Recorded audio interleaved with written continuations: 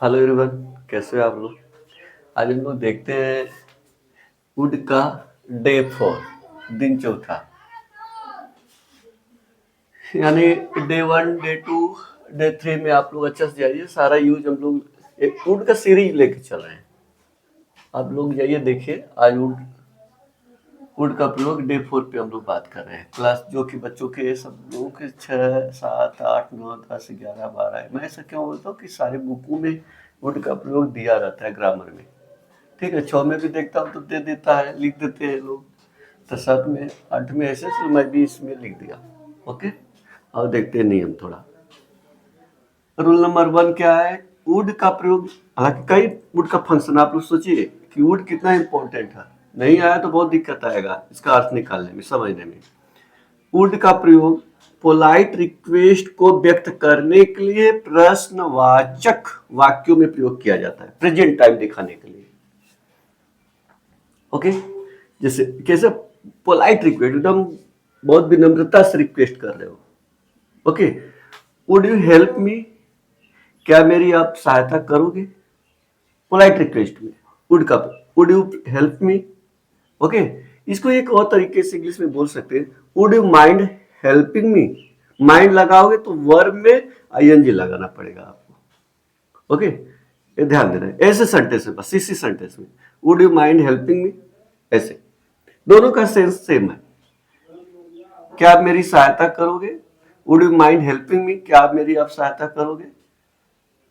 ठीक है, polite request में would you help, would you help the little boy, क्या पोलाइट रिक्वेस्ट में क्या आप छोटे बच्चे की सहायता करोगे, छोटे बच्चे की, छोटे लड़के की सहायता करोगे। ऐसे would you open the window, मैं घर में हूँ, किसी मुसीबत में हूँ, मेरा हाथ फंसा हुआ, ऐसा कुछ है तो ऐसे सच पोलाइट रिक्वेस्ट में would you open the window, ऐसे बोल सकते हो। क्या मेरी क्या आप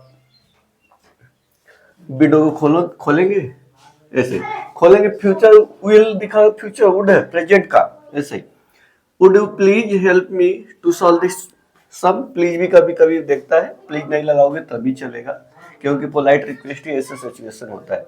would you please help me to solve this sum, क्या आप मेरी इस प्रश्न को सॉल्व करने में, इस सम को सॉल्व करने में सहायता करोगे। पोलाइट रिक्वेस्ट में ये आपको एक नियम पे यहाँ पे मिलेगा आपको। ओके, दूसरा देखो नियम, वुड का प्रयोग प्रोबेबिलिटी दिखाने के लिए। प्रोबेबिलिटी का मतलब क्या? संभावना, संभावना दिखाने के लिए, संभावना को व्यक्त करने के लिए किया जाता है। संभावना। ओके, कैसे? She would be sleeping now, वह अभी सो रही होगी। देखो वुड, वुड का प्रयोग पता सो रही होगी नहीं, इसका मतलब मैं 2 घंटा पहले देखा था तो सो रहे थे, अभी तो नहीं कंफर्म कर सकता हूं, इसलिए संभावना दिखाने के लिए she would be sleeping now, present में, ये भी प्रेजेंट में, वह अभी सो रही होगी। इसका मतलब कि सो रही है तो ये तुम कहीं दूर हो, ऐसे बोल रहे हो 1 घंटा पहले वहां पे थे, वो नहीं, ऐसे करके। अब देखो यहाँ पे भी Kohli would be playing cricket, Kohli क्या कर रहा होगा? क्रिकेट खेल रहा होगा, क्रिकेट खेल रहा होगा, ऐसे। जैसे इसका मतलब क्या है कि मैं 1 घंटे पहले, आधा घंटे पहले मैं देख रहा क्रिकेट लाइव आ रहा था, तो विराट कोहली क्रिकेट खेल रहा था, मैं 1 घंटा अभी नहीं टीवी देखा, तब हम लोग अपन दोस्त में बात कर रहे हैं आपस में कि अभी क्या हो, विराट कोहली क्रिकेट खेल रहा होगा, ऐसे करके। ठीक है, संभावना दिखाते हुए, जिसको प्रोबेबिलिटी बोलते हैं। ओके, और Anurag would be in the ground, Anurag would be in the ground, Anurag कहां पे होगा? ग्राउंड में होगा, संभावना दिखाते हुए। My father would be that room, मेरे पिता उस रूम में होंगे। कोई पूछा कहाँ पे? सब 1-2 घंटा पहले, आधा घंटा पहले मैं देखा उधर ही, मैं बोल सकता हूँ मेरे पिताजी उस कमरे में होंगे। ऐसे सच वुड का प्रयोग करते हैं। Okay guys.